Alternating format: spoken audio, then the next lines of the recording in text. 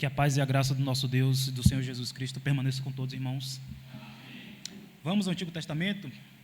Nossa saga em 1 Reis continua, ou melhor, termina hoje. 1 Reis, capítulo 22.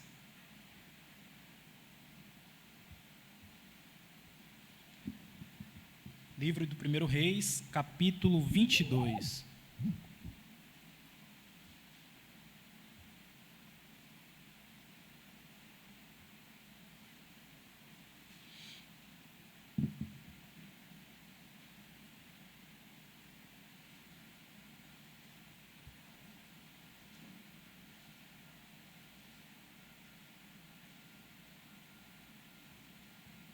Todos acharam? Diz assim o texto: 3 anos se passaram sem haver guerra entre a Síria e Israel. Porém, no 3º ano, desceu Josafá, rei de Judá, para avistar-se com o rei de Israel. Disse o rei de Israel aos seus servos: Não sabeis vós que Ramote de Gileade é nossa, e nós hesitamos em tomá-la das mãos do rei da Síria? Então perguntou a Josafá: Irás tu comigo a peleja a Ramote de Gileade? Respondeu Josafá ao rei de Israel: Serei como tu és, o meu povo como o teu povo, os meus cavalos como os teus cavalos. Disse mais Josafá ao rei de Israel: Consulta primeiro a palavra do Senhor. Então o rei de Israel ajuntou os profetas, cerca de 400 homens, e lhes disse: Irei a peleja contra Ramote de Gileade ou deixarei de ir? Eles disseram: Sobe, porque o Senhor a entregará nas mãos do rei. Disse, porém, Josafá: Não há aqui ainda algum profeta do Senhor para o consultarmos? Respondeu o rei de Israel a Josafá: Há um ainda pelo qual se pode consultar o Senhor, porém eu o aborreço, porque nunca profetiza de mim o que é bom, mas somente o que é mau. Este é Micaías, filho de Imlá. Disse Josafá: Não fale o rei assim. Então o rei de Israel chamou um oficial e disse: Traze-me depressa Micaías, filho de Imlá. O rei de Israel e Josafá, rei de Judá, estavam assentados, cada um no seu trono, vestidos de trajes reais, numa eira à entrada da porta de Samaria, e todos os profetas profetizavam diante deles. Zedequias, filho de Kenaana, fez para si uns chifres de ferro e disse: Assim diz o Senhor, com este escornearás os círios, até de todo os consumir.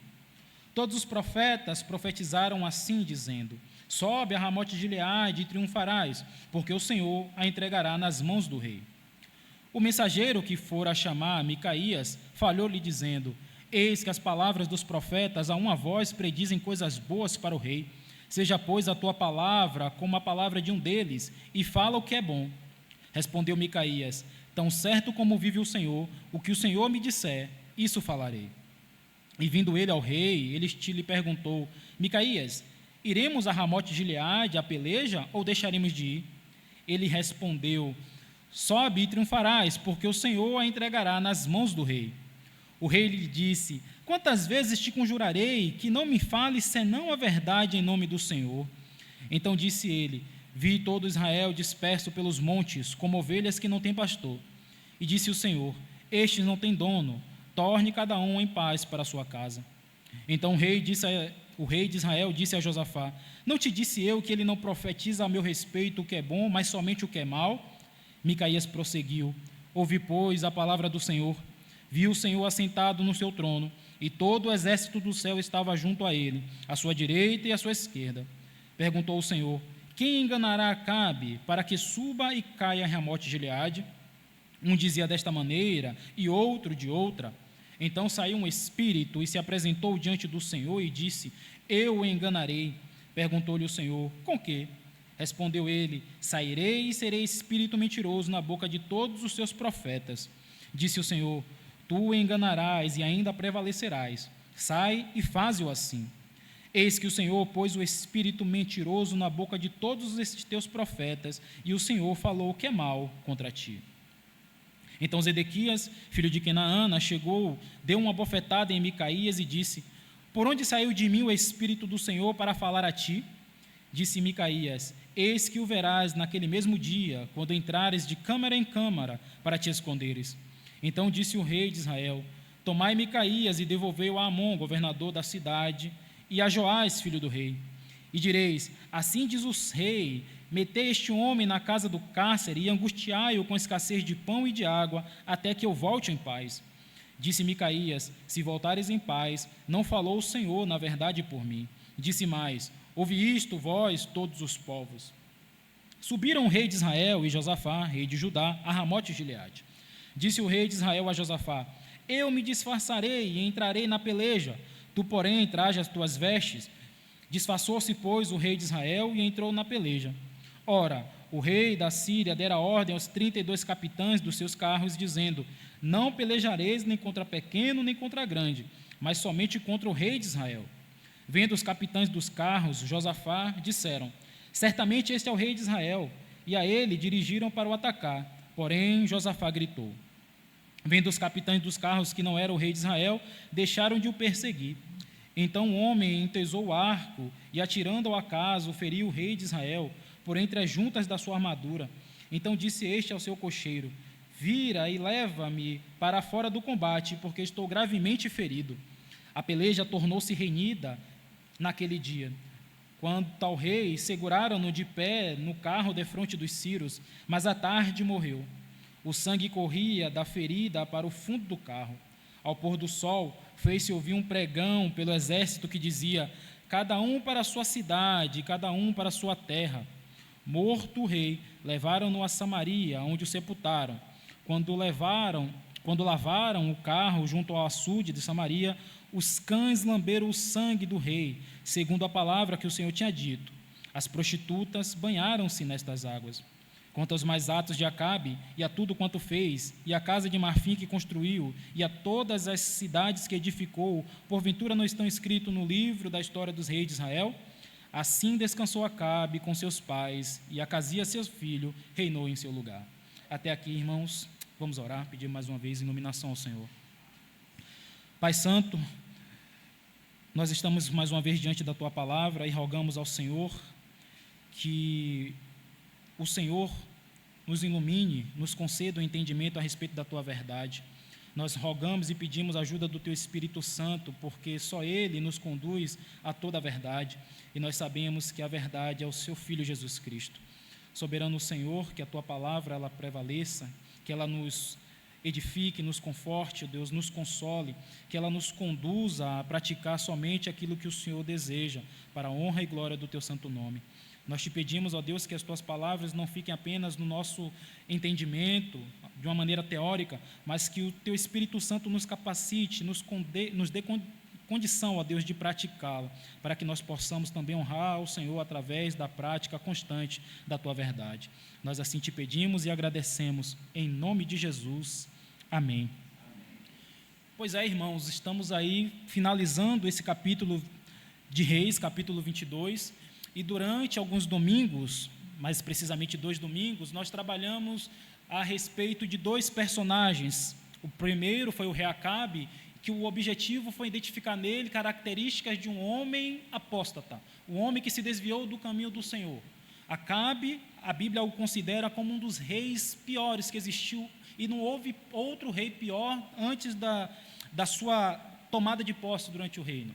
Acabe, um rei idólatra, casado com uma mulher também idólatra, uma mulher da qual Deus havia dito que não haveria nenhum tipo de aliança, mas mesmo assim ele, desobedecendo ao Senhor, casou-se com essa mulher, Jezabel, conduziu o povo à idolatria, matou os profetas do Senhor. Com Acabe nós percebemos e tiramos algumas lições que caracterizaram ele, não só apenas como um homem ímpio, mas um homem que abandonou completamente ao Senhor. Nós identificamos também que não só Acabe, mas o próprio reino do norte, o reino de Israel, acabou se desviando dos caminhos do Senhor. E isso por causa daquela divisão. Emmanuel gosta de comparar essa divisão como cisma, a separação do reino do norte e o reino do sul. E a partir de então, todos os reis do norte foram reis ímpios, reis idólatras, reis que fizeram o que era mal perante o Senhor. E ali nós identificamos em Acabe um homem que se desviou do caminho do Senhor, que não aceitava orientações da palavra de Deus, que se estava rodeado de pessoas que só falavam aquilo que lhe agradava, e um homem que não acertava a advertência da parte do Senhor. Com Acabe foi a juntar-se justamente o rei do sul, o rei Josafá, que nós o caracterizamos como o crente vacilante, O crente que tem conhecimento da palavra de Deus, que tem discernimento de Deus, das verdades de Deus, mas que por algum motivo busca uma relação mais próxima com o mundo e com as coisas que há no mundo. Acabe e Josafá, eles se tornaram parentes através de uma aliança de casamento. O filho do rei Josafá, casou-se com a filha do rei Acabe, Atalia. E essa aliança, irmãos, nós podemos considerar como uma aliança perigosa, uma aliança que comprometeu tanto a integridade física quanto a integridade espiritual do reino do sul, reino de Judá.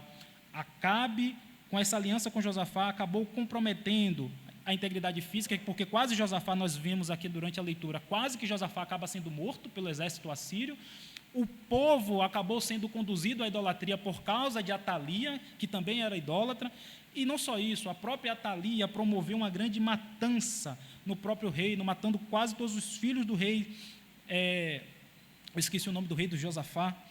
Quase todos os filhos dele foram mortos e apenas um se salvou. Ela usurpou o trono. Vimos então o resultado de uma aliança perigosa. E no meio dessas duas figuras, desses dois personagens emblemáticos, nós encontramos o profeta Micaías, que nós hoje vamos considerá-lo como o crente fiel. Diante dessa figura, desse contexto em que existe um rei que está totalmente averso à vontade de Deus, à palavra de Deus, um rei que não quer saber da vontade, da direção de Deus, e de outro lado, um rei vacilante, um rei que tem conhecimento do Senhor, mas que está dividido. É como diz o profeta Elias: até quando vocês vão ficar divididos entre dois pensamentos? Se Deus é o Senhor, seguiu, mas se é Baal, seguiu. E nesse contexto nós encontramos o profeta Micaías. Micaías vai apresentar aqui, irmão, vai figurar aqui como um ponto de equilíbrio num contexto entre dois reis distintos. E, na verdade, o crente, ele funciona dessa maneira. O crente fiel, ele vai figurar como um ponto de equilíbrio em uma sociedade que não quer saber de Deus, que está avessa à palavra de Deus, que não quer saber das verdades de Deus, e também de um outro lado, de até crentes que têm a palavra de Deus, mas que, hora ou outra, buscam uma proximidade com o mundo, buscam uma relação, uma aliança com o mundo. Eles querem a Deus, mas também querem uma relação com as coisas do mundo e com aquilo que há no mundo. Eles querem as bênçãos de Deus, mas também querem usufruir dos prazeres transitórios do pecado. E aí o crente fiel vai ser esse ponto de equilíbrio, no centro. Ele vai representar um grupo de pessoas que querem a Deus, mas que vão se manter firme na sua integridade. O crente fiel vai demonstrar um equilíbrio, mantendo a posição de firmeza aos princípios e à palavra de Deus. Então, vamos ver quais são os pontos que caracterizam o crente fiel, representado aqui pelo profeta Micaías. O crente fiel, irmãos, em primeiro lugar, ele vai ser reconhecido, como eu acabei de falar agora há pouco, pela sua firmeza na palavra de Deus. Nós vamos identificar isso no versículo 7 e 8. Disse, porém, Josafá: não há aqui ainda algum profeta do Senhor para o consultarmos? Respondeu o rei de Israel a Josafá: há um ainda pela qual se pode consultar o Senhor, porém eu o aborreço, porque nunca profetiza de mim o que é bom, mas somente o que é mau. Este é Micaías, filho de Imlá. Disse Josafá: não fale o rei assim. Quando eu falo em firmeza, irmãos, não estou me referindo apenas ao teor da mensagem, ao conteúdo da mensagem. Não estou me referindo apenas a uma mensagem que confronta, uma mensagem que adverte, uma mensagem que expõe o pecado. Quando eu falo em firmeza, eu estou me referindo também a uma constância, a uma firmeza, a uma permanência e uma continuidade na exposição dessa verdade. Foi isso que nós percebemos com o rei Acabe e o profeta Micaías. Nós entendemos por esse texto que o profeta Micaías já tinha outros contatos, já teve outros contatos com o rei Acabe, mas a mensagem dele era a mesma, a ponto de o próprio Acabe dizer: eu o aborreço, eu tenho um ódio mortal dele, porque ele só profetiza de mim o que é bom, mas nunca o que é mal. Em outras oportunidades, eu cheguei a dizer que não era um deboche, não era uma perseguição, ou não era uma uma implicação, uma implicância da parte de Micaías com o rei Acabe. Na verdade, o que Micaías estava fazendo era única e exclusivamente apresentar a Acabe a mensagem de Deus, a palavra de Deus. Acabe é que não teve a sensibilidade de entender que Deus o estava advertindo. Acabe é que não teve a sensibilidade de entender que Deus estava falando pelo profeta Micaías, chamando ao arrependimento, chamando ao voltar aos caminhos do Senhor. Nós não sabemos exatamente qual o teor da mensagem do profeta Micaías das outras oportunidades, mas nós sabemos, como eu já disse, que Acabe era um rei idólatra, um rei que se casou com uma mulher idólatra, um rei que ordenou a matança dos profetas do Senhor. Provavelmente Micaías tenha falado isso a ele: você é um rei idólatra, um rei que promoveu a idolatria no seu reino, que casou-se com uma mulher idólatra, que matou os profetas do Senhor. Volte-se para Deus, volte-se para os caminhos do Senhor, arrependa-se, senão a mão do Senhor vai pesar sobre si. Talvez tenha sido essa a mensagem do profeta Micaías. E Micaías, todas as vezes que foi consultado, manteve-se o seu padrão. Manteve-se fiel à mensagem que ele recebeu do Senhor. Manteve-se fiel ao testemunho que ele deveria dar diante de Acabe. E esse testemunho, essa fidelidade, gerou insatisfação, gerou um ódio mortal, porque quando a palavra diz aqui, irmãos, eu aborreço, era justamente um sentimento total de desgosto por parte de Acabe para com o profeta Micaías, porque ele só profetizava o que era Baal. Não necessariamente um profeta de Deus, irmãos, ele vai ser identificado por profetizar o que é bom ou profetizar o que é mal. Ele vai ser caracterizado por profetizar, por pregar a palavra de Deus, e nós vamos ver isso mais à frente. Um profeta de Deus ou um crente fiel, ele vai ser caracterizado por ser firme na palavra do Senhor. Pelo texto que nós entendemos, Acabe já vinha consultado ao Senhor, mas não se deu conta de que o Senhor o estava chamando a atenção, chamando ao caminho novamente para o arrependimento. Eu aborreço, porque profetiza de mim apenas o que é mal e nunca o que é bom. Irmãos, na semana passada, pregando no livro de Gálatas, o presbítero Emanuel, ele citou o apóstolo Paulo, que disse à igreja da Galácia, em um dos momentos o apóstolo disse: tornei-me vosso inimigo por vos dizer a verdade. Irmãos, essa é uma realidade não apenas do profeta Micaías, não apenas do apóstolo Paulo, mas uma realidade nossa como cristãos. Nós podemos criar inimizade, nós podemos ser considerados inimigos do mundo por nos pregar a verdade, por expor a verdade, por expor a palavra da verdade. Nós poderemos ser considerados inimigos, nós poderemos aborrecer outras pessoas justamente por permanecer na verdade, por ter essa firmeza na verdade, por ter essa constância na verdade e não abrir mão de falá-la em toda e qualquer circunstância. No capítulo 3 de Filipenses, versículo 1, o apóstolo Paulo diz assim: quanto a mais, irmãos meus, alegrai-vos no Senhor.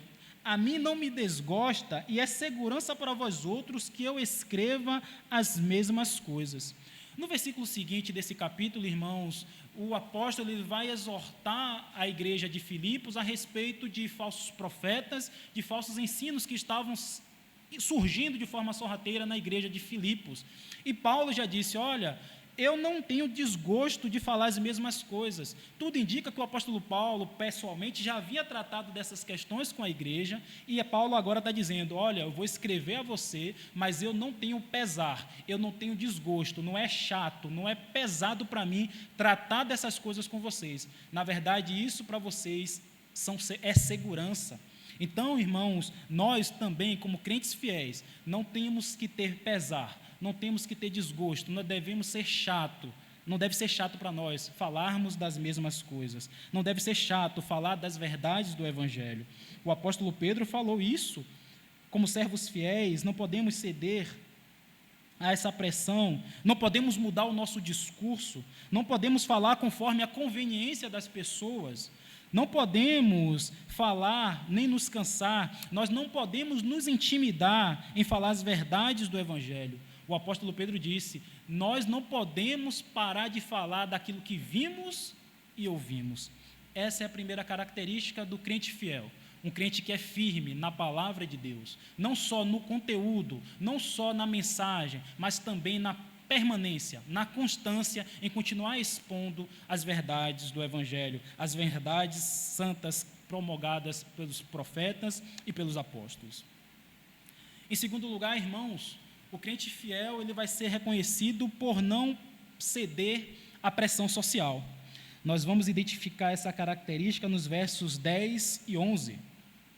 O rei de Israel e Josafá, rei de Judá, estavam assentados cada um no seu trono, vestidos de trajes reais, numa eira à entrada da porta de Samaria. E todos os profetas profetizavam diante deles. Zedequias, filho de Kenana, fez para si uns chifres de ferro e disse: assim diz o Senhor, com este escornearás os círios, até de todo os consumir. Todos os profetas profetizaram assim, dizendo: sobe a Ramote de Gileade e triunfarás, porque o Senhor o entregará nas mãos do rei.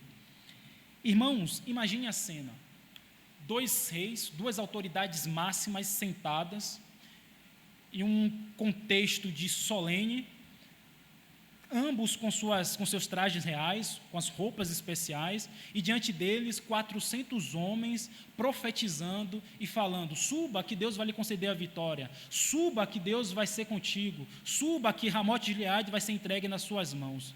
Imagine um profeta de Deus se aproximando diante de um cenário desse, em que duas autoridades máximas estão reunidas com seus conselheiros, vamos dizer assim, e todos estão dizendo: você vai vencer, você vai conseguir, você vai à frente, Deus entregou nas suas mãos. Como é que uma pessoa reage disso? Ela se sente intimidada muitas vezes, ela pode se sentir constrangida a falar algo contrário ao que a multidão está dizendo. É muito comum, irmãos, em situações de adaptação a determinado ambiente, o indivíduo seguir determinados padrões, justamente para se sentir aceito, acolhido, se sentir dentro de um determinado grupo, de uma determinada comunidade. Isso é muito comum dentro do ambiente escolar. O aluno é novo na escola, chega na sala de aula, ele se sente deslocado, ele não sabe exatamente qual grupo pertencer, e aí ele escolhe um determinado grupo para fazer parte, e ele acaba seguindo aquele padrão, ele acaba seguindo aqueles costumes, muitas vezes um padrão que não é o correto, o padrão que não é o mais adequado. Ele está associando-se a um grupo de estudantes que gostam de matar aula, de firar aula, ele está se associando a um grupo de estudantes que gostam de pescar, eles estão a um grupo de estudantes que gostam de fazer bullying com os demais alunos. Isso pode acontecer também dentro do ambiente de trabalho. Você é novo na empresa e busca ali uma familiaridade com os demais colegas, mas acaba muitas vezes se associando com colegas que não gostam de produzir, que gostam de fazer corpo mole, que lhe orientam a buscar sempre a colocar atestados médicos, ou seja, são exemplos de péssimos profissionais. Irmãos, o crente fiel, ele não é Maria vai com as outras. O crente fiel, ele não segue o padrão do mundo, nem o padrão daqueles que estão ao seu redor. Não é porque a maioria fala palavrão que nós também vamos falar. Não é porque a maioria fala mal das autoridades políticas que nós também vamos falar. Não é porque a maioria faz gato de água, de internet, qualquer que seja, que nós também vamos fazer. O crente, ele vai ser caracterizado por não ceder à pressão social. Não é porque a maioria está fazendo, não é porque a maioria está falando que nós também vamos fazer. O comportamento dele tem que ser semelhante, ou melhor, igual ao que o apóstolo Pedro diz em sua carta, 1 Pedro capítulo 2. Ele diz assim: amados, exorto-vos como peregrinos e forasteiros que sois, a vos absterdes das paixões carnais que fazem guerra contra a alma, mantendo exemplar o vosso procedimento no meio dos gentios, para que naquilo que falam contra vós outros, como de malfeitores, observando-vos em vossas boas obras, glorifiquem a Deus no dia da visitação. Sujeitai-vos a toda instituição humana por causa do Senhor, quer seja ao rei como soberano, quer às autoridades como enviadas por ele, tanto para castigo dos malfeitores como para louvor dos que praticam bem, porque assim é a vontade de Deus, que pela prática do bem façais emudecer a ignorância dos insensatos, como livres que sois, não usando todavia a liberdade por pretexto da malícia, mas vivendo como os servos de Deus. Esse é o procedimento do cristão fiel. Ele não se deixa levar por por aquilo que o mundo está propondo, ou até mesmo dentro do contexto religioso. Ele não se deixa levar por aquilo que determinado líder, determinada comunidade está fazendo, mas antes ele se prende à verdade, e se essa verdade que ele crê e está firme é contrária ao que a maioria está fazendo, ele não deve seguir. O apóstolo Paulo vai dizer em Romanos 12, não vivam como quem vivem as pessoas deste mundo, mas deixem que Deus os transforme por meio de uma completa mudança da mente de vocês. Assim vocês conhecerão a vontade de Deus, isto é, aquilo que é bom, perfeito e agradável a Ele. Paulo diz, vocês não devem se amoldar, vocês não devem tomar a forma desse mundo, mas renovar a sua mente, e assim vocês vão experimentar qual é a boa vontade do Senhor. O crente fiel, irmãos, ele vai demonstrar a sua fidelidade indo na contramão do mundo, preservando os princípios e valores que foram passados por nosso Senhor através dos profetas e também através dos apóstolos. O crente fiel, ele não cede à pressão social. O crente fiel não cede, não vai para a esquerda nem para a direita. Ele não se deixa intimidar pela quantidade de pessoas que estão à sua frente. Ele não se deixa intimidar pelo nível das pessoas que estão à sua frente. Ele não se deixa intimidar pelo poderio aquisitivo, econômico, social, enfim, das pessoas. Ele permanece firme, se, mesmo que essas pessoas, com todo o seu poderio, com toda a sua bagagem, vá na contramão da verdade, ele permanece fiel. Ele permanece firme. Assim somos nós, irmãos. Não é porque a maioria segue um padrão que nós também vamos seguir. Não é porque a maioria dita as regras e normas que nós também vamos seguir, se essas normas ferirem a palavra do Senhor. Eu falei agora há pouco sobre pressão social. E agora, se essa pressão vier por uma imposição de autoridades? Se essa imposição vier de pessoas que têm o poder nas suas mãos, o crente fiel, irmão, será reconhecido por não ceder à imposição das autoridades. Esse é o nosso terceiro ponto que vamos meditar. É o que veremos no verso 13 e 14. Os irmãos podem ler, por favor? Verso 13 e 14.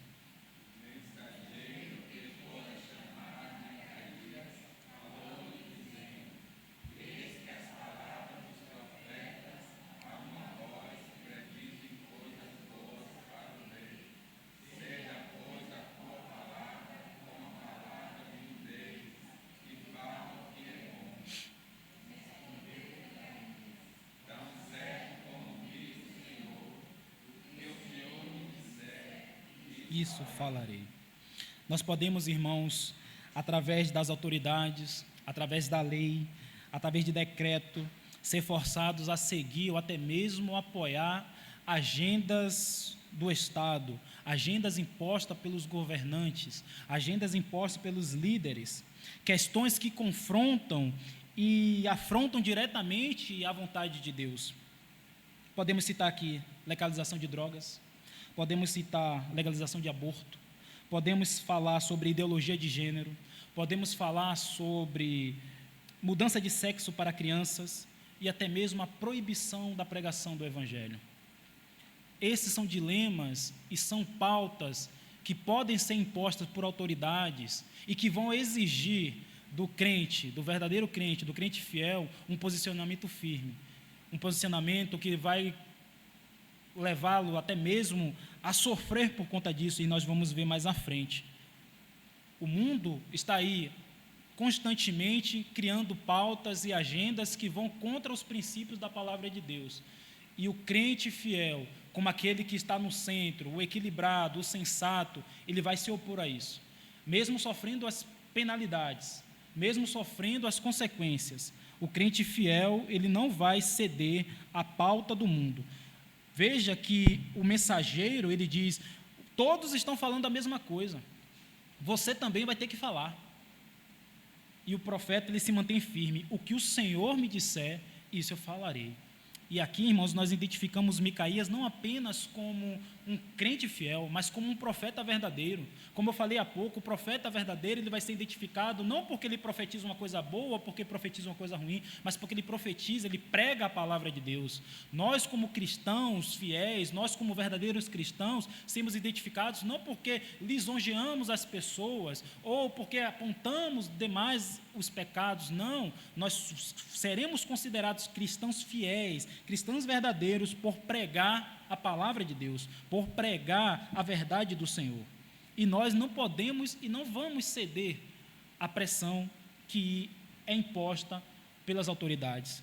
Hoje, aqui, por vivermos num país que permite a pregação do Evangelho, talvez a gente não tenha a real dimensão do que é sofrer justamente por conta disso. Autoridades perseguindo, maltratando os cristãos que buscam pregar o Evangelho, que lutam contra ideologias que ferem a palavra de Deus.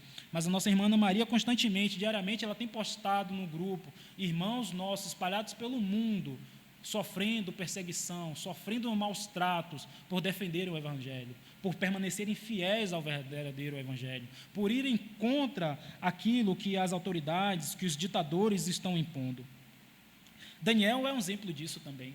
Capítulo 6, ele diz assim: então estes homens disseram: nunca acharemos ocasião alguma contra este Daniel, se não a acharmos contra ele na lei do seu Deus. Então estes presidentes e príncipes foram juntos ao rei e disseram-lhe assim: ó rei Dario, vive para sempre. Todos os presidentes do reino, os capitães e príncipes, conselheiros e governadores concordaram em promulgar um edito real e confirmar a proibição que qualquer que, por espaço de 30 dias, fizer uma petição a qualquer deus ou a qualquer homem, e não a ti, ó rei, seja lançado na cova dos leões. Agora, pois, ó rei, confirma a proibição e assina o edito, para que não seja mudado conforme a lei dos medos e dos persas, que não se pode revogar. Por esta razão, o rei Dario assinou o edito e a proibição. Daniel, pois, soube que o edito estava assinado, entrou em sua casa, ora havia no seu quarto janelas abertas para o lado de Jerusalém, e 3 vezes no dia se punha de joelhos e orava e dava graças diante do seu Deus, como também antes costumava fazer. Houve um decreto, irmãos, autoridade máxima do reino. Qualquer um, do menor ao maior, que buscar Deus ou qualquer outro homem, conselho, orientação, que não seja o próprio rei Dario, teria que ser lançado na cova dos leões. O crente fiel, ele permanece assim. Mesmo diante da maior pressão que possa existir, seja ela social, até mesmo dos ditadores, dos governantes, das maiores autoridades, ele permanece firme. Daniel não se abalou por causa do decreto do rei. Antes, ele foi fazer aquilo que ele já estava acostumado. 3 vezes ao dia ele estava orando e clamando ao Senhor, como era o seu costume. No Atos capítulo 5, vai contar a história dos apóstolos pregando o Evangelho, que acabaram sendo soltos de maneira milagrosa da prisão. Nesse ínterim, alguém chegou a eles e lhe comunicou: eis que os homens que recolhesse do cárcere estão no templo ensinando o povo.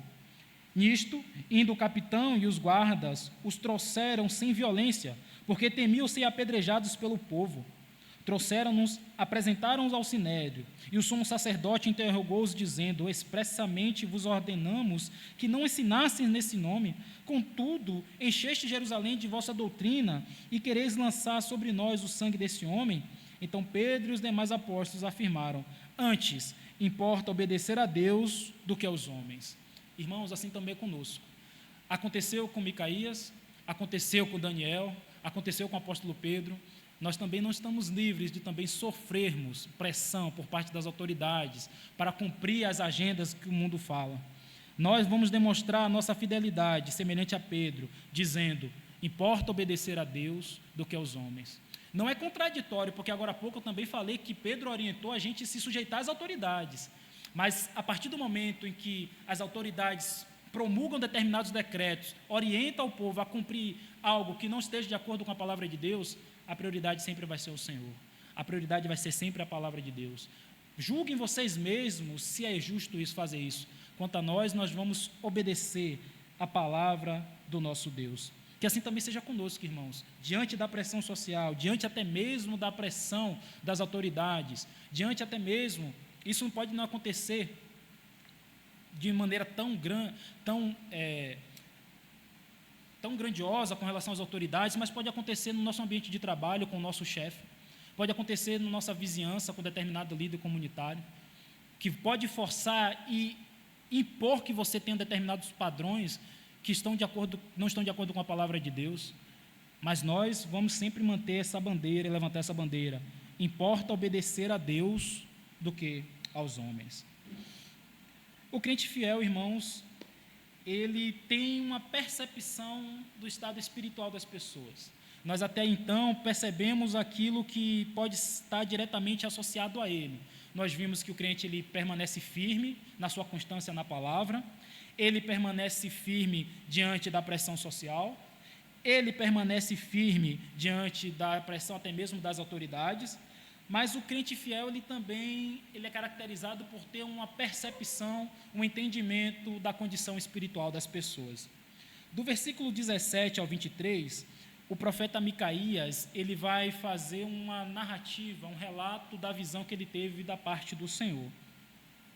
Do versículo 17, ele diz o seguinte: vi todo Israel disperso pelos montes, como ovelhas que não têm pastor. E disse o Senhor: este não tem dono, torne cada um em paz para a sua casa. Irmãos, o profeta ele está fazendo um relato justamente aqui do resultado do confronto que iria acontecer. Israel iria sofrer a batalha, perder a batalha. O rei de Israel iria ser morto, e por não ter mais a sua referência de liderança, o exército ia ficar disperso, o exército não teria mais a quem recorrer. É tanto que até determinado momento da batalha, o rei Acabe ficou em pé para dar um ânimo, para dar um incentivo ao seu exército, mas chegou um momento que ele não resistiu aos ferimentos e acabou morrendo. E o exército, ao perceber que ele havia morto, disse: cada um para a sua casa, cada um torne para o seu lar. Irmãos, essa expressão mais à frente é usada pelo Senhor Jesus Cristo. Ele prega a palavra, as pessoas vão até ele, e ele tem essa percepção de que as pessoas estão carentes, ele tem compaixão, e ele entende que as pessoas estão como ovelhas que não têm pastor. Diz assim o texto: e percorria Jesus todas as cidades e povoados, ensinando nas sinagogas, pregando o evangelho do reino e curando toda sorte de doenças e enfermidades. Vendo ele as multidões, compadeceu-se delas, porque estavam aflitas e exaustas como ovelhas que não têm pastor. Então se dirigiu aos seus discípulos: a seara na verdade é grande, mas os trabalhadores são poucos. Rogai, pois, ao Senhor da seara que mande trabalhadores para a sua seara. Jesus ele teve essa percepção, irmãos. Embora o texto que nós lemos sobre Micaías relate o resultado da batalha, a derrota que o povo de Israel sofreu, essa percepção da condição espiritual do povo, de que as pessoas elas estão dispersas, de que as pessoas estão perdidas, estão sem a direção de um bom pastor. E nós, como crentes fiéis, nós temos que ter essa percepção. No nosso trabalho, na nossa escola, na nossa vizinhança, nós quando pegamos um ônibus lotado, quantas vezes nós olhamos e paramos para pensar e disse: meu Deus, quantas dessas pessoas que estão nesse ônibus conhecem a Tua palavra? Quantas dessas pessoas conhecem o Evangelho? Quantas dessas pessoas abraçaram a fé? Quantas dessas pessoas estão firmes com o Senhor? Nós temos que ter essa percepção e mais, nós temos que ter essa condição de levar as pessoas ao bom pastor. O bom pastor é Cristo. Nós temos que ter essa condição, essa percepção, esse discernimento de que as pessoas estão morrendo nos seus delitos e seus pecados, que elas estão dispersas e que precisam ser conduzidas ao bom pastor. Por isso o Senhor Jesus Cristo: rogai ao Senhor que envie trabalhadores. Nós somos esses trabalhadores que conduzem essas pessoas dispersas. Nós que anteriormente também estávamos dispersos, que nós também que estávamos mortos nos nossos delitos e pecados, também temos essa função, essa responsabilidade, como crente fiel, de conduzir outros ao bom e verdadeiro pastor. O segundo momento da profecia de Micaías vai referir-se a um conselho celeste, vamos dizer assim.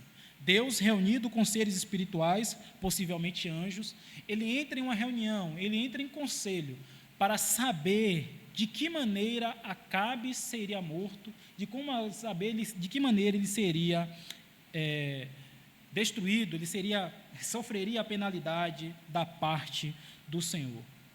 Então, versículo 21, saiu um espírito e se apresentou diante do Senhor e disse: eu o enganarei. Perguntou-lhe o Senhor: com quê? Respondeu ele: sairei e serei espírito mentiroso na boca de todos os seus profetas. Disse o Senhor: tu o enganarás e ainda prevalecerás.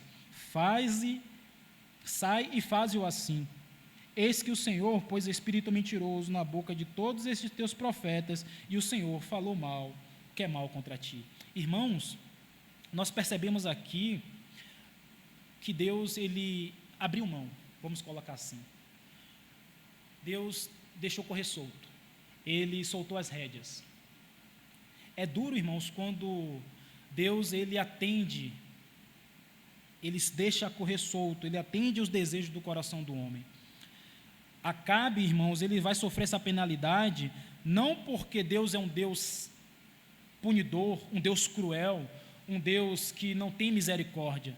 Ele já teve anteriormente, muitas e outras oportunidades de arrependimento, e agora, com o profeta Micaías, mais uma oportunidade. E Deus, por perceber em Acabe nenhum senso de arrependimento, e por ver nele que não haveria nenhum tipo de condição de voltar para os caminhos do Senhor, ele planeja essa maneira de, através dos seus profetas, falsos profetas, enganá-lo e conduzi-lo à derrota e conduzi-lo à morte. Esse texto, irmãos, ele é muito parecido com outro texto do Novo Testamento, que até mesmo o pastor Paulo já trabalhou algumas vezes aqui conosco, a respeito do aparecimento do iníquo. Esse texto está em Tessalonicenses. Os irmãos me acompanham até 2 Tessalonicenses capítulo 2, por favor, a partir do verso 7.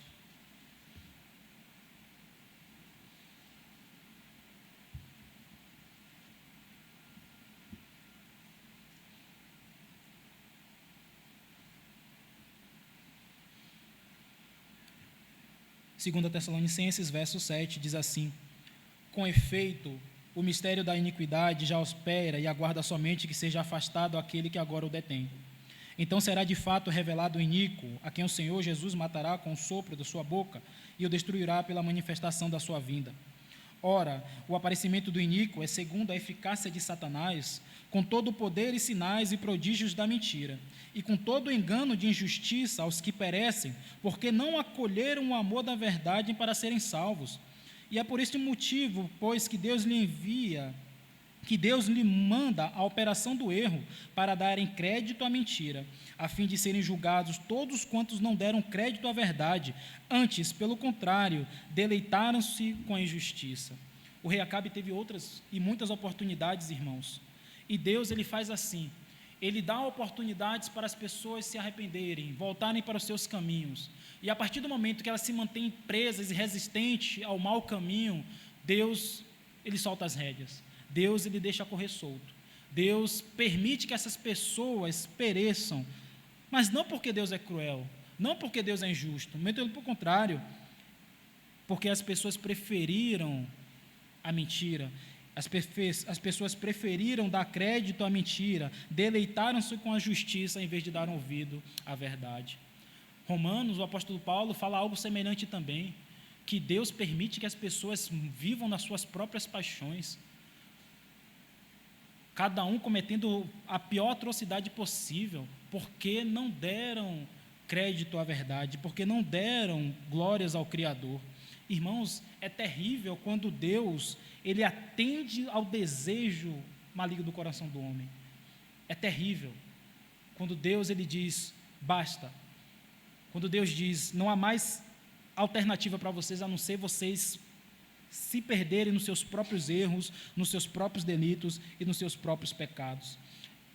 Talvez a quantidade de profetas que tem surgido aí afora, pregando um falso evangelho, seja justamente o agir de Deus de maneira punidora, sentenciando aqueles que tiveram oportunidades de ouvir o verdadeiro evangelho, tiveram oportunidades de acatar a verdade, mas por deleitarem-se com a mentira, por desejarem a mentira, por buscar se cercarem por homens que alisem o seu próprio ego, Deus envia esses próprios homens para que os conduza para a perdição. E Deus, por isso, não é considerado injusto, não. Muito pelo contrário, nós vemos aí a justiça cabal da parte de Deus, porque Ele dá oportunidades constantes para as pessoas se arrependerem.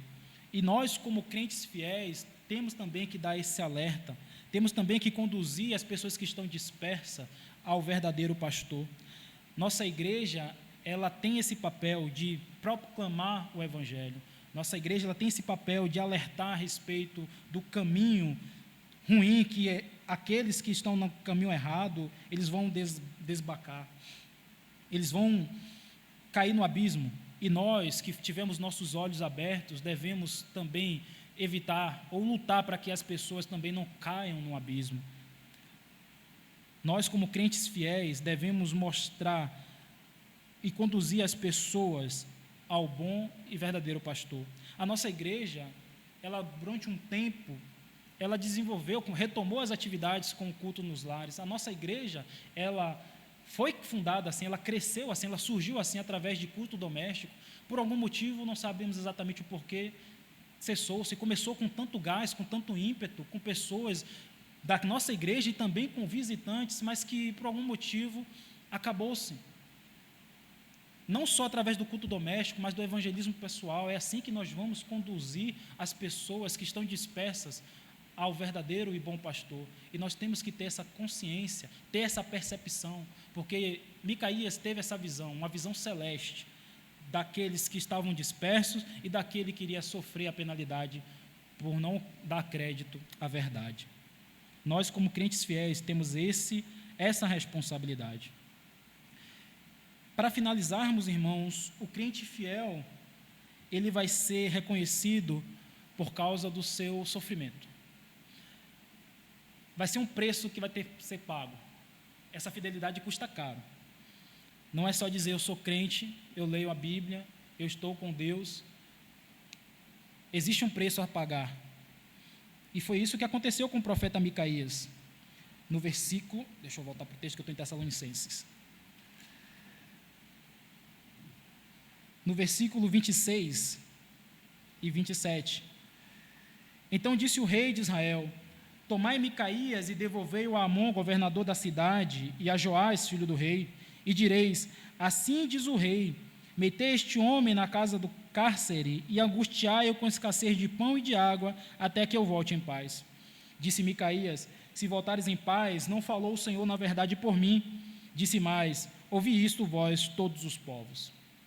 Existe um preço, irmãos, a se pagar por mantermos fiéis. Eu sinalizei agora exatamente os exemplos que nós vemos constantemente, diariamente, no nosso grupo da igreja, nossos irmãos que estão perseguidos, sofrendo perseguição severa por manter a sua fidelidade no Senhor. Mas nós também, no nosso lar, no nosso ambiente de trabalho, na nossa vizinhança, nós também podemos sofrer retaliação por mantermos-nos firmes no Evangelho. Nós também podemos sofrer retaliação por abraçar a fé em Jesus Cristo, por não seguir o conceito deste mundo. Nós também podemos sofrer por causa da verdade. Nós podemos sofrer por falar aquilo que o Senhor diz. Na verdade, o Senhor Jesus Cristo, ele deu uma advertência dizendo que cuidado quando todos vocês forem louvados, porque assim aconteceram com os vossos pais em relação aos falsos profetas. Os homens no Antigo Testamento, no passado, eram engrandecidos e reconhecidos, mas as palavras deles eram palavras não da parte do Senhor, eram palavras de si mesmo. Como o próprio Deus fala através de Jeremias: esses homens sonham de si mesmo, não falam nada, eu não os enviei. E Jesus também vai dizer: bem-aventurados vocês são, quando vocês foram maltratados, quando vocês forem perseguidos, quando por causa do meu nome, por causa do Evangelho, vos prenderem e jogarem nas prisões. Regozijai-vos, fiquem felizes, porque também aconteceu isso em relação aos seus pais, com relação aos profetas, os verdadeiros profetas. Nós lemos agora há pouco na liturgia o texto de Apocalipse. Deus, ou melhor, o Senhor Jesus Cristo falando à igreja de Esmirna: não tema as coisas que tem de sofrer.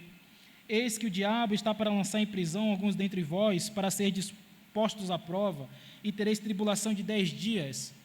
Mas essa tribulação, essa luta, esse preço, irmãos, por mantermos firmes e fiéis à palavra do Senhor, ao Evangelho, ela vai ter uma recompensa. E o próprio Senhor, Ele promete isso. Ser fiel até a morte e dar-te-ei a coroa da vida. Para nós concluirmos, irmãos, uma breve aplicação. Fidelidade, irmãos, ela requer preço, e que nós estejamos dispostos a pagar esse preço. Que nós sejamos fiéis, mesmo sendo minoria, assim como foi Micaías diante de 400 homens. Que nós sejamos fiéis, mesmo sendo o único crente na nossa casa, no nosso trabalho, na nossa vizinhança. Que nós sejamos fiéis, mesmo sofrendo a retaliação. Que nós lembremos que nós temos um Senhor que tem cuidado de nós, que está conosco todos os dias. Que nós lembremos que nós estamos à sombra do Onipotente, que nós encontramos nele refúgio, e que nos sirva de ânimo, sabendo que naquele grande dia o Senhor vai dizer: muito bem, servo bom e fiel, foste fiel no pouco, sobre o muito te colocarei, entra no gozo do teu Senhor. Que Deus nos abençoe, irmãos. Vamos orar. Preserve em nós, ó Deus, nosso Senhor e nosso Pai, a fidelidade que os teus servos, os profetas, os apóstolos, ó Deus, e os nossos irmãos da igreja primitiva tiveram e mantiveram até a morte, sabendo, ó Deus, que o Senhor tem os sustentado, sabendo que do Senhor iria vir a maior recompensa de todas, que é a salvação e que é o encontro com o Senhor no reino dos céus. Preserve em nós, ó Deus, esta fidelidade. Preserve em nós, ó Deus, essa determinação. Não permita, ó Deus, que nós venhamos a nos entristecer, que nós venhamos a nos amedrontar diante das dificuldades, das provações que possivelmente pode sobrevir a cada um de nós, mas que nós possamos trazer à memória aquilo que nos dá esperança, Senhor. Que nós possamos trazer à memória que os teus servos morreram e se alegraram por sofrer pelo nome de Jesus. Que nós possamos, ó Deus, lembrar da promessa que o Senhor tem feito a cada um de nós, que está conosco todos os dias até a consumação do século, e que naquele grande dia, por causa da nossa permanência, da nossa fidelidade ao Senhor, o Senhor nos dirá: vinde, benditos de meu Pai, tomai posse do reino que vos está preparada desde a fundação do mundo. Mas só, ó Deus, que essa fidelidade nós não conseguimos por nós mesmos, não por nossos méritos, não por nossos esforços, não por nossa capacidade. É o Senhor mesmo, Deus, que nos mantém de pé. É o Senhor mesmo que nos sustenta. Então, Pai, mais uma vez nós oramos. Preenche-nos com espírito de ousadia, de coragem. Nos fortalece, Senhor, pois sabemos que os dias são maus e que nós, ó Deus, permaneçamos de pé diante do Senhor naquele grande dia, onde estaremos com o Senhor para sempre. Nós assim te oramos, ó Pai, e te agradecemos. Em nome de Jesus. Amém. Fiquemos de pé, irmãos. Receber a bênção. Que o Senhor te abençoe e te guarde.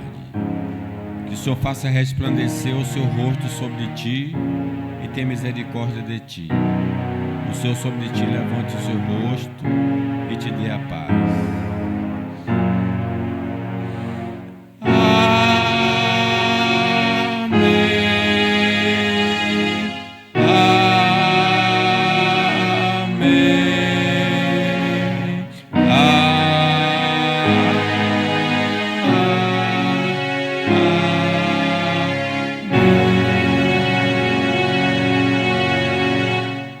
Reverendo Cândido está em 7 Lagoas, viu?